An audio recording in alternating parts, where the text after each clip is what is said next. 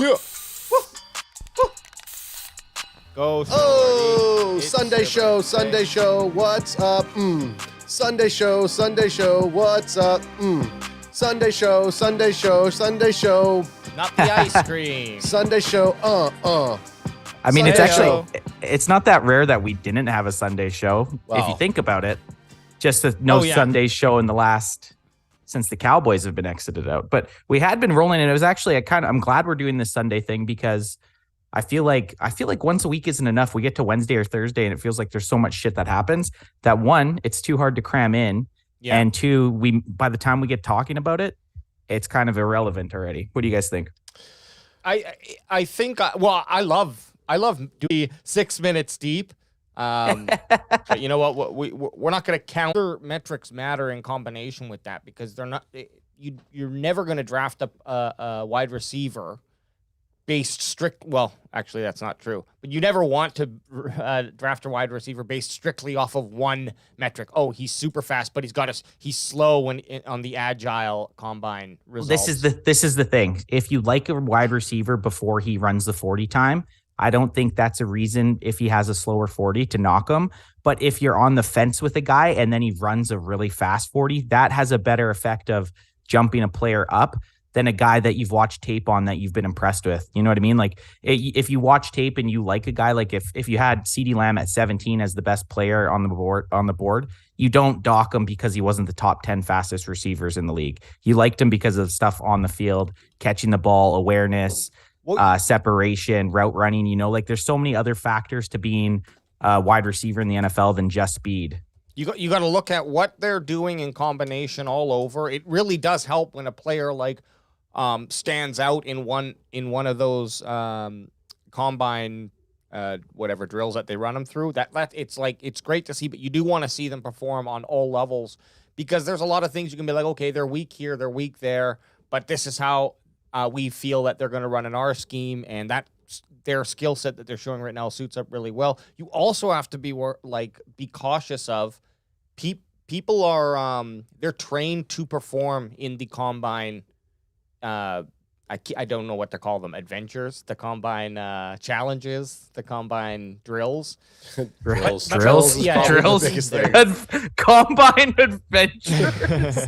Hey, here at the NFL Combine, we do adventure tactics. We're Tactic number one. Up next, the 40-yard adventure. Up next, the vertical height adventure. But they can train specifically for those to perform very well, where it's really not a true showing of how they are in the field. It definitely shows off how athletic a person can be. But like we were just talking about that 40-yard dash, and with CeeDee Lamb as well, like, there is on-field speed that you cannot calculate in those events. The other thing you can't calculate, and I don't know if you already brought it up when I was I think technical difficulties are been resolved. Holy you know how I can tell technical difficulties have been resolved? Talking? You're talking. I wasn't even watching. I just got away from looking at the stream, and I knew as soon as ads started talking, it was going to be clear. But Calvin Watkins. I was going to say about CeeDee Lamb. What do you guys rate his full back ink on a scale of 1 to 10? Oh yeah, his tatty. The full back tat that he had. Yeah. Pretty sweet looking. That's dope. Should I pull it up? Is that what you're trying to hint at? So CeeDee Lamb, on where he would end up in the first round when he got drafted, he said, I had no expectations. I didn't know what to expect. I was at a loss for words. I didn't know they were going to draft me in talking about the Cowboys. So, I mean, they do keep it pretty quiet when they're going to take a player. Yeah. And I'm glad we got him. I'm glad maybe it's a blessing that he ran 4.51. Otherwise, maybe he doesn't last till 17. Yeah. No, his who knows? 4.51 does seem very slow, though. It is. It's very slow. Not even a top 10. That's a Landry Hat article, and we're actually got another one. If we want to. Bring it 3 up. prospects the Cowboys could take in the first round of the 2023 draft. You guys want to look into that? Sure. Yeah. So this is another Landry Hat article. They're just going through 3 draft picks that we haven't even talked about. The first one they have is Osiris Terrence, which is an offensive guard. I don't know. I don't know if I would want to take a guard at 26, but it's back to the fact if the Cowboys draft an offensive lineman with their first pick, I'm just going to assume that he's good. They've been so good at drafting first round talent, offensive lineman Tyler Smith, Travis Frederick, Zach Martin, and Tyron Smith in the last 12, 13 years. So if the Cowboys get to 26 and they see this guard Osiris Torrance and they like him and they take him, I'm not going to disagree with it. I don't have that article up. Sorry, I'm okay. Number 2, Keely Ringo CP. I'll just go through and see if Keely Ringo CB at 2. So we've talked CB. We've talked about him a little bit. And then their third one is another weapon for Prescott, who's Zay Flowers at wide receiver. So those are 3 guys that the Landry hat thinks they could possibly target with the 26 overall pick. And again, we're kind of thinking position wise, right? So for us guys that don't know the ins and out of every player, we're looking more at the position than the player. So the 3 that they think: offensive guard, cornerback, wide receiver. And we've talked a lot about cornerback and wide receiver being what we think they'll target in the first round. Will McClay is calling in right now. He says Torrance is very powerful, but Brian Broaddus believes he needs to lose some weight. I haven't finished my film on him, but he seems like the highest rated guard for most people. And then Ultra Cowboy, who I think he was the actual that Hurts guy from the other night, said earlier if we drafted Hendon Hooker yet. So I think Ultra Cowboy was trying to troll us. He was in disguise. Yeah. Thing about Zay Flowers is his size. Maybe I'm just like too much of a size hog. Yeah, you are. you like the big daddies, Yeah, but like 5'10", 172. So let's say he can get up to 185. It just seems I like a big body receiver. And I don't know, maybe this guy's the way that he plays, it doesn't really effing matter. Well, like when we had Deffy on the show and EJ Savage on the show, they said if you're looking for your prototypical wide receiver in this draft, you're not going to really get it because a lot of the guys are kind of that slot receiver build. Even the guy we traded up in our mock draft to grab in the first overall pick, Jordan Addison, he was only 5, I think 10, 175 pounds. Really similar. So realistically, most of the wide receivers in this draft class aren't anyone that's going to be. Maybe that's what we need. I don't effing know. But I put all my faith in the people who do the rankings to make my decision. So, it's all BPA based. I put all my faith in the 2 of you and our chat for who we draft. Yeah, I mean, look, it's only half right, My mind has not changed yet as to what we should be focusing on. Still like wide receiver, real heavily. I'm not really big on a defensive interior. I like linebacker and cornerback. And I think like obviously running back too, but right now until something changes, it's just not on my list. But like Zeke gets cut or something like that, then okay. It's going to change. Did you guys see the tweet from Des Bryant about Zeke and how everyone hates him? Hating on him now? It goes kind of back to the from what Prescott? Des Bryant. Oh. And how like Zeke's put his body on the line and it was a pretty like every effing football player, okay? I thought it was a pretty I got a good segue for that about putting your body on the line. What about that news that came out yesterday? Well, that's why I think it was reposted with Byron. Byron Jones coming out saying everyone knows the Cowboys drafted him in the first round a few years ago. He went over to Miami, ended up making bank, becoming the highest paid cornerback. Some people kind of linked him maybe coming back to the Cowboys after the season to be kind of a stopgap player. But he came out and surprise retired, saying he can't jump, he can't run, and kind of dropped the bomb saying he doesn't think it was worth the amount of money he made for the wear and tear that he's taken on his body. And now that we're talking about that, I kind of want to ask you guys, like, this dude got $57 million guaranteed. So he got paid that. I understand you can't enjoy money if you're bent out of shape and broken down, but $57 million is a lot of money. There's people, in my opinion, there's people doing hard jobs everywhere in the world that are getting paid a substantially less amount. And that doesn't take any credit or discredit what he said. But I still think anyone in the position that's able to play in the NFL would take the risk and the reward. But it sucks that he's banged up because you don't want to see a guy get out of the NFL be banged out. We don't know. I mean, again, not calling him a liar, but we have no idea what he did and he didn't do through that time, through 8 years. Obviously, his body's going to have some massive abuse done to it, but you would hope that with the way technology is going, he's going to be able to have some sort of like decent recovery over the next little bit, because he's still a young guy. It's not like he's 75 and this chronic pain's happening. I think there's things that he could probably do, or he's fucked for 40 years. Or he's fucked for 40 years, which would suck. Here's the thing that he says, though. He says, don't take the pills they give you and don't take the injectable. So, like, this is like something we've all, or I always joke about when a player goes limping off to a tent. It's like, yeah, okay, get the needle out or get the pills out or whatever. Which they do. Which they do. And then you go back out and play.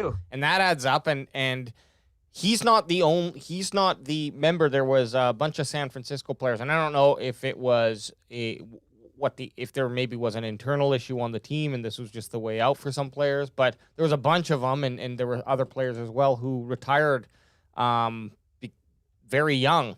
Who was that San Francisco linebacker? Do you remember? Patrick Willis. Patrick Willis, yeah. Retired Hall of Famer Patrick Willis. Yeah, he retired early. I mean, that you get a lot of these guys, they retire early because they kind of see the writing on the wall. Do you want to do this for another 5 years and be completely fucked? Or do you want to kind of grab your money and make out like a bandit?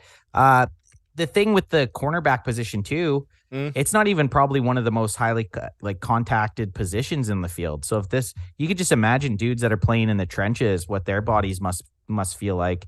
And Byron Jones, honestly, throughout his career, I didn't really follow him in Miami, but in Dallas he played.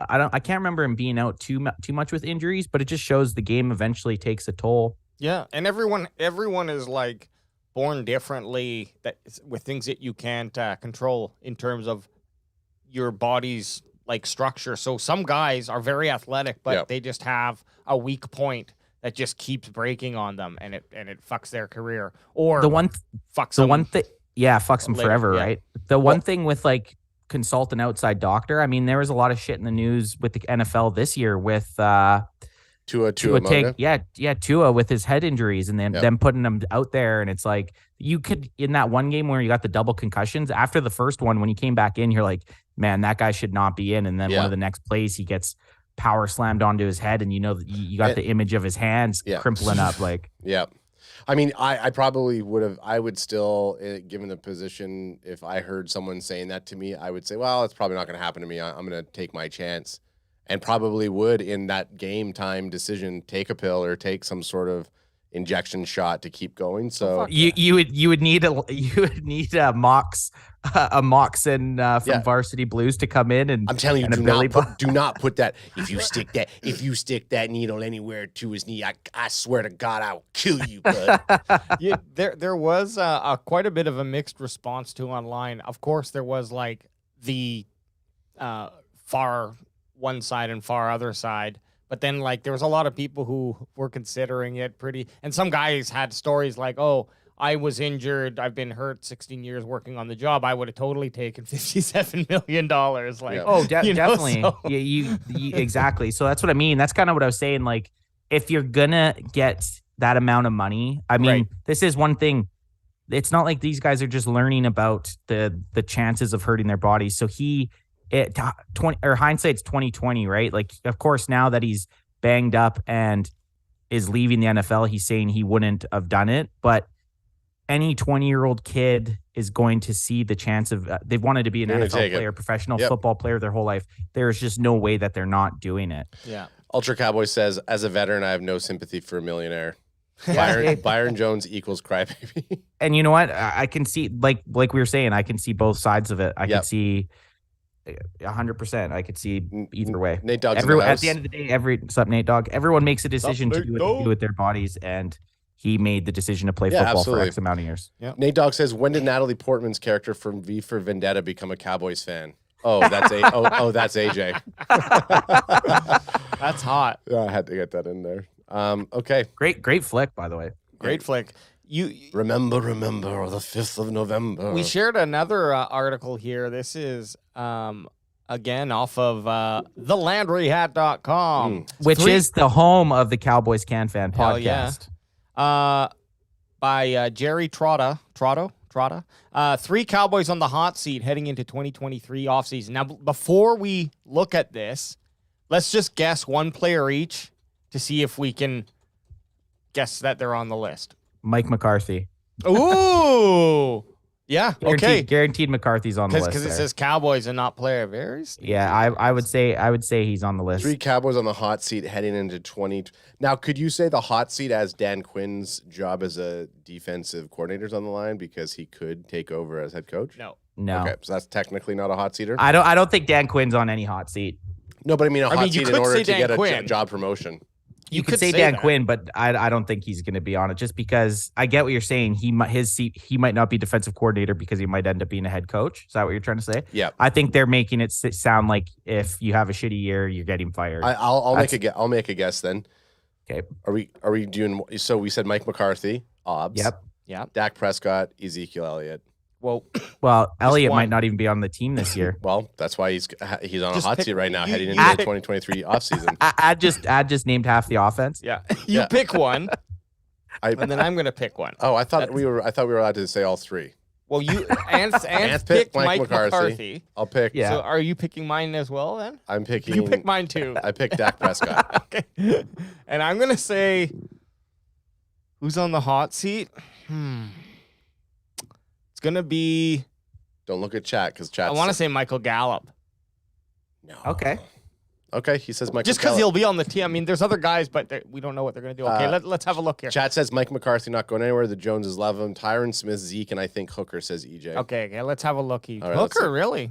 Ooh, and Kilo C says he's already read this one. Neville Gallimore, Canadian bred. You had this article up. I didn't even know that was the one. Oh, yeah, I saw. Okay, I saw. Okay, you did see this. Okay, so see, I think we kind of didn't even think about Gallimore because we're a little bit blinded by our red and white that we would never say such a thing. Plus, we're BFFs. Plus, we're BFFs with his agent. So, shout out Sam Leaf.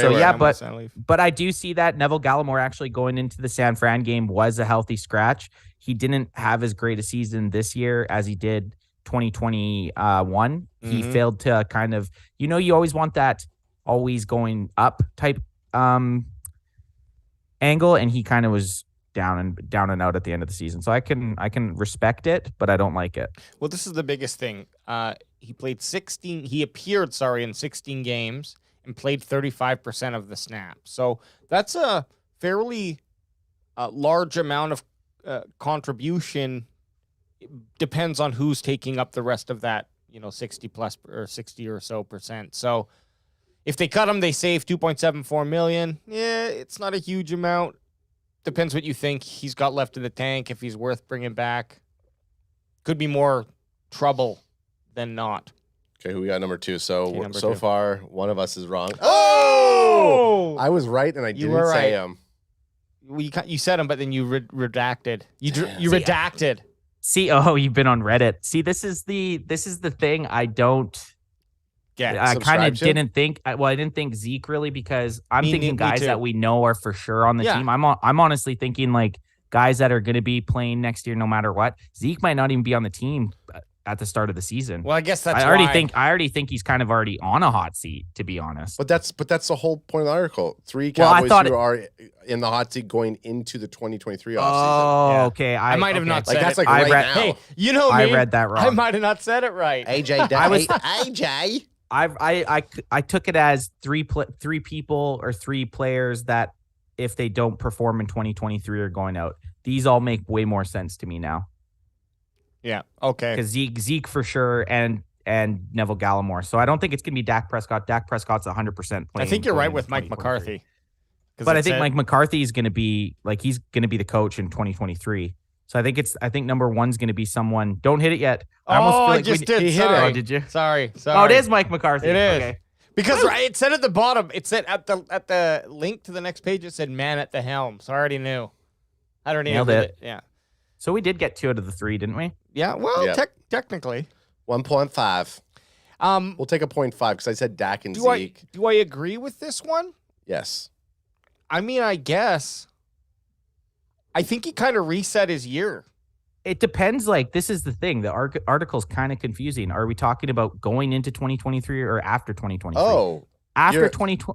Oh, you're right. Oh, you're right. Because Actually, hang us. 3 Cowboys on the hot seat heading into 2023. Well, that's the So I 2023 guess he's offseason still is this technically. I guess he's technically on the hot seat because if he doesn't perform, he's Sure. fired. Yeah, So I hot guess it seat makes- doesn't mean I guess you're it makes gone. And I think that's the same thing that they're looking at with Zeke. If they can't get trade value for him, they'll probably keep him for one more year. Hot Zeke, yeah. It's so hot, Zeke, in here.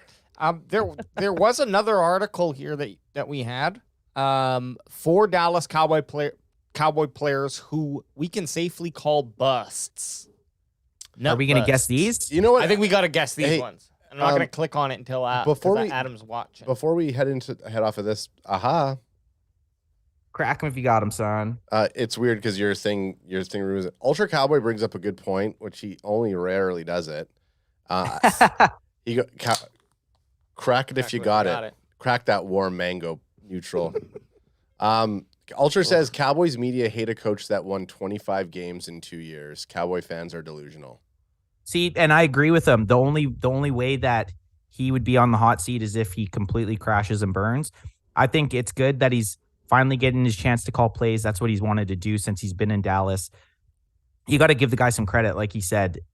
His first year, obviously the pandemic year plus not having a quarterback, I kind of give him a wash. And then back-to-back seasons, he takes the team and goes 12-5. First, the 1 year loses in the wild card. Second year, loses in the divisional. But at some point, you need to say, hey, okay, our point is to not win 12 games in the season. Our goal is to win the Super Bowl, not get to the playoffs, right? Playoffs. Obviously, you have to get there, but you still need to keep succeeding. I would love to see him be in. I think if he makes an NFC championship game, obviously he's back for again. And then obviously if he wins a Super Bowl, that'd be awesome. So if you had a football team, real quick question here. What would call be them the Sardis Snakes? Yeah, of course. Chilliwack Knights. And the Johnsonville Junkies. And Johnsonville Junkie Jaguars. like Magic Hands? The name changes from year to No, year. the first team he was the Rider Lake Bushmen, remember? Yeah, the Bushmen. The Rider Lake Bushmen was his first team, and then because for whatever reason, even though he was the founding father, he was an expansion team. So the next year he became the Magic Hands, and then somewhere he became the Johnsonville Junkies. Oh, now I'm going back to Bushmen, Rider Lake Bushmen. Okay. Anyway, if you're starting a team, Okay. what are the 3 most pivotal positions that you build around? Coach, Quarterback, or that's coach, quarterback. No. Are we saying can coach be one, or are we just doing you are players? The coach. That's not a position. Coach is not a position. Well, am I the coach or am I GM? You're both. You're Jerry Jones, If baby. I'm the GM, then I want to have a coach that's on my side. Your coach, owner, GM, and water boy. And trainer. Okay, and head trainer. Sweet. I think quarterback in today's NFL, you got to go quarterback. Yep. Left tackle is pretty important. Unless you have a right-handed or left-handed quarterback, then I'd say right tackle. But I think if you had a quarterback, a left tackle, and then a defensive end, that'd be my edge. Sorry, I should make that edge because a Micah's an edge, right? So I think edge, left tackle, quarterback for me. You know what? I might go wide receiver, running back, linebacker. And the reason being is I think you could bring in a nice average QB with a fucking stud RB and stud wide receiver and make a really good offense out of that. And then linebacker, you get a nice middle linebacker, can just eat up a lot of the field or take up responsibility for a lot of that middle of the field and help make people who are just more average better. Yeah, I'm gonna. Can I argue that? Can I just argue that a little course. bit? We've looked at it before. Quarterbacks that have played in the Super Bowl the last 10 years or 15 years. Yeah. Name the last mediocre quarterback that played in the Super Bowl. Trent they're Dilfer. Yeah, which is what? That's in you know what I mean? So the only reason I say quarterback is because every time, you got this year, Patrick Mahomes, Jalen Hurts. Patrick Mahomes his team's always going to be in the hunt. I just think quarterback's such a it's such an important thing. So there's probably only 15 people that can do it well on the planet, whereas a running back. Maybe you're better. Then maybe you're better to stack your one side of the ball then. Yeah. I would do quarterback. I would do left. I was going to say left guard. Interesting. But maybe I will go with left tackle as well. And because then you could always defensive end too. No, I was going to say defensive end, but if I'm looking at one, I need a pivotal role. I don't think you're going to get I think a linebacker, middle linebacker. I want like a Ray Lewis who can kind of command the field. Technically, you could say that Micah Parsons doing the same thing on defense as defensive end, even though he's like a hybrid player. But I don't think it's harder to find a Micah Parsons, and you could probably find like a top linebacker more consistently. So linebacker, left tackle, maybe left guard, and then quarterback. We got Yeah, that's 4. that's 4. Ad's good at numbers. Well, I said You're always I'm cheating. I'm just letting you an know. Okay, extra fine. number. I'll go left guard since Ann said left tackle. Hey, like So EJ saying that the last mediocre quarterback to play in the Super Bowl is Jimmy G. I should re-say what I meant. To win a Super Bowl, then. To win a Super Bowl, who's the last mediocre quarterback? fair. Nick Foles. Okay, so Good call. 4 Dallas Cowboys players, and we can wrap it up after this. Yep, let's do it. 4 Dallas Cowboys players we can safely call busts. Do we want to try to guess all 4 together, or are we going to go around the room? Let's just guess right now. Let's just guess. I'm Calvin Joseph has to be on there. Calvin Joseph. I mean, it's going to be also Current Cowboy players? Yeah, they got to be on the roster. I'm imagining they're on the roster. Jalen Tolbert. Okay, let me try to look at this without spoiling it. Jerry Jones. I think you just spoiled it for me. No. But I guess it's Ultra. So while gotta Alex be is on looking, the roster. while Alex is looking for that, Ultra Cowboy says top 5 positions: QB, left tackle, wide receiver, defensive end, and CB number 1. Yep. Cowboys CB have one's 4 of huge. the Cowboys have 4 of the 5 in Tyler Smith, CD, Micah Parsons, and Dig. He's thinking Dak isn't. Well, he keeps saying, "Oh yeah, Cowboy. I can't wait for the Dak people to start melting down once we draft Hendon Hooker." That's why I was like, "Oh, he was totally the Hurts guy from." Hey man, we've already said like we think the Cowboys should draft a quarterback this year. okay. So I yeah, I think it's time. I guess it is current guys. Sorry. Okay, yeah. So I'm gonna say Awesome. just because we saw, this is not opinion, but I think they're gonna have Gallimore on this list. So Yeah, I think chat's Gallimore. Asking, That's a good call. Chat's asking who, what's the thing? So basically, who are the 4 biggest Dallas Cowboy players who are a bust that are current players on the team? That's the subject right So now. what we have to do is you have to think where they were drafted. So obviously Calvin Joseph, he was a 2nd round player. He's going to be on there.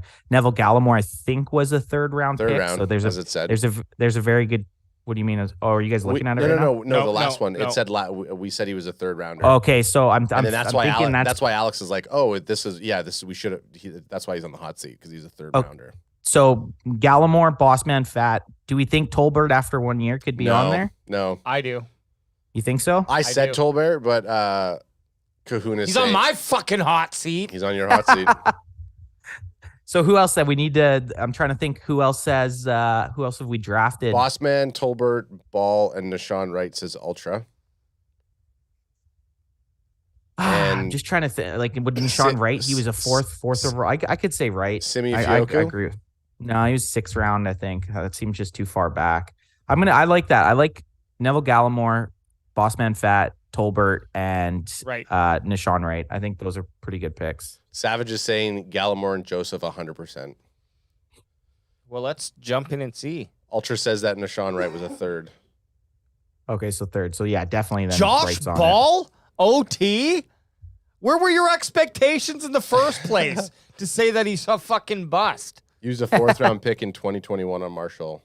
See, so they were going down back to the 4th. So he has been terrible. He has not been good Sure. at all. But 4th like- round, is that considered a bust? I feel like a 4th round pick is kind of like, yeah, you would love for them to contribute, but if they don't, like, I feel like top 3 rounds you could consider a bust. Yes, I agree. After the 3rd round, I think you start to throw those things away. And to be quite honest, for 4th round especially, it really depends. What are you? Are you in the top of the 4th round, or are you in the bottom? Because there's a huge difference. There are some players that are 2nd, 3rd round caliber that sneak into the first 3, 4, 5 picks of that 4th round. Sometimes, once in a blue moon, and you can grab them.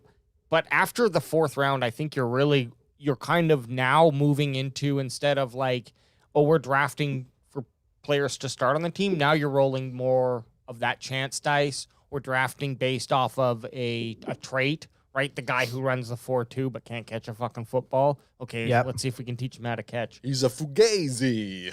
But anyways, rant over. Disagree.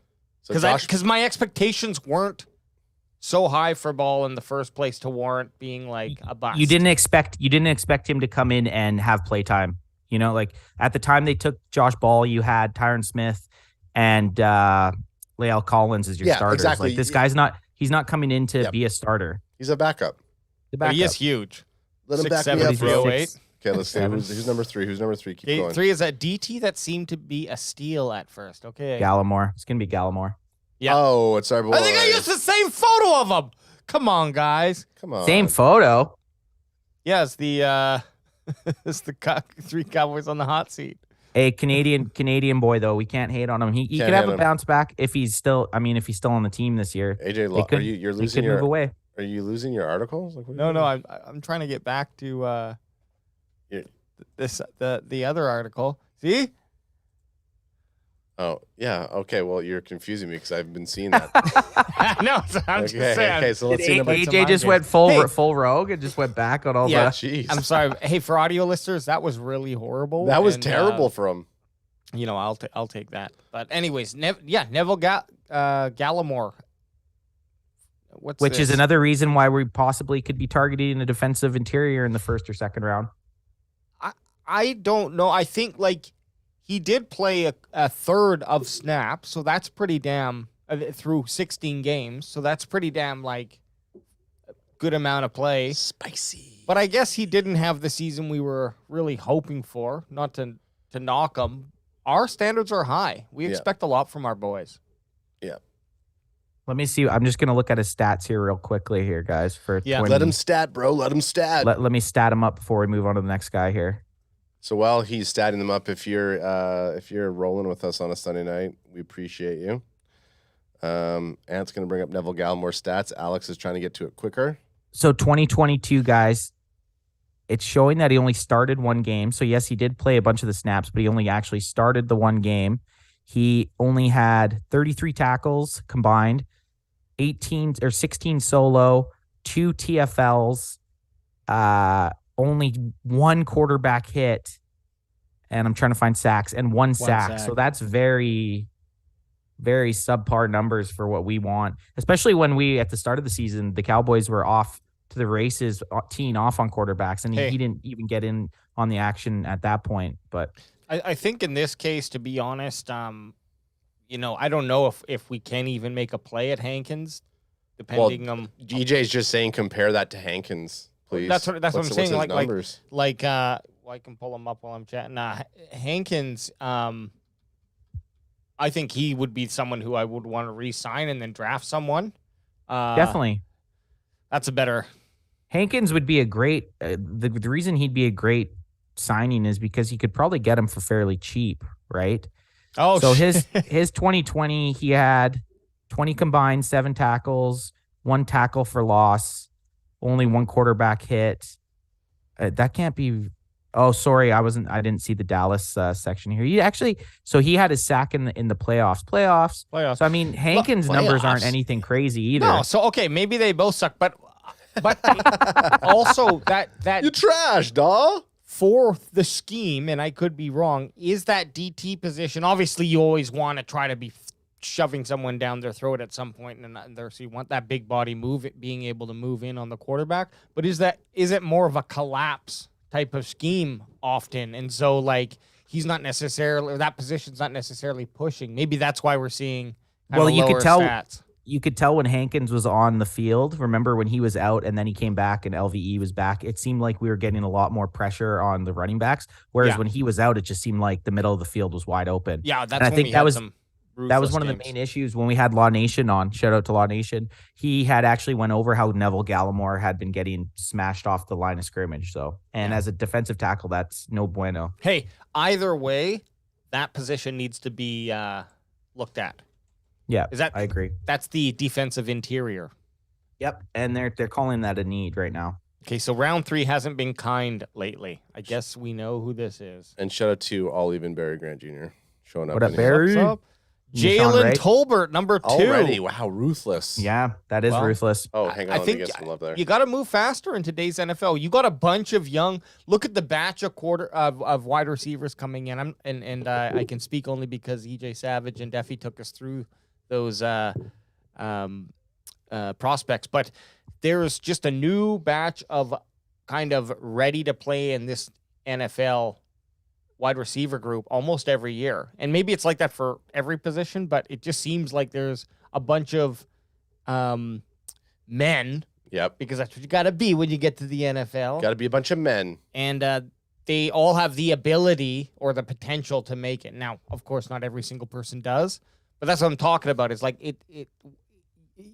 what's that? It's like a cat. I was waiting for Alex to not be able to focus. Seeing. No, I was trying not to. And trying to open his blinds, but he's like fiddling with his headphones, and he's holding the microphone like it's some sort of like radio antenna.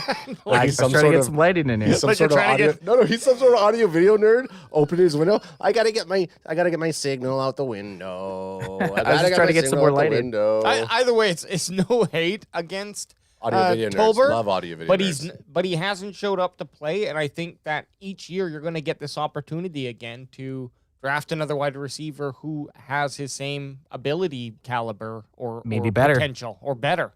Especially like this, he got drafted to be a slot wide receiver. There's guys in the draft right now that could take his position. I just do think 1 year is kind of a little bit. 1 year is too hard to say. I mean, that's, like what you said. So some guys could take his position. Take his position on the bench because that's where he was. It is, except for these things. It's the NFL, man. I'll say these 3 things, but I actually don't know if there's 3. The first one being, look where he was drafted. Yep. Number 2, look at the talent that was on the Cowboys. It's not like there was not enough room for him to actually come out and show up. And number 3, look what he actually did when he had time out there. Hey, you make he great couldn't points. even make the field. If like you said, if you're not beating out Noah Brown and no slag, the other ragtag guys that we were starting at some points, then you do have to take a look at it. So who's number 1? It's got to be Boss Man Fat, right? Yeah. Swing and a miss in round 2. Scott, yeah, that's gonna be Boss Man. Calvin Joseph. Hey, I'm killing it. Hey, but Bland kind of was that breath of fresh air that made that okay. We'll see. Yeah. Yep. Calvin Joseph, Boss Man Fat. He didn't play terribly on special teams, but when he got his time to shine at CB2, he just got burned, baby, burned. You got burned, son. Baby, burn. All right. So a mini episode technically is under 1 hour. Yeah. That's a mini episode. Yeah. And so we'll be back on Wednesday is that what we're doing Wednesday? Yep. We're going to do another mock draft. Wednesday, 6 p.m. PST. Wednesday, 6 p.m. PST, 9 p.m. EST. We're going to be doing we're going to do mock draft version 2.0. We're going to try to do it without any trades. No trades this time. For real, no trades. For real, yeah, no trades. We're gonna go. And we need just a true draft, no trades. And one of our guests has to be the Jerry Jones in the situation. Correct. Oh, shit. Okay. All right. We'll have to figure All right, guys. out. All right. Hey, for the bandwagon boys over there in Chilliwack and Ant over here in Abbey, we will be back Wednesday night, 6 p.m. He doxed 9 us. p.m. He doxed us. I doxed him. He doxed us. Peace out. All right. Peace out, Cowboy Nation. Peace.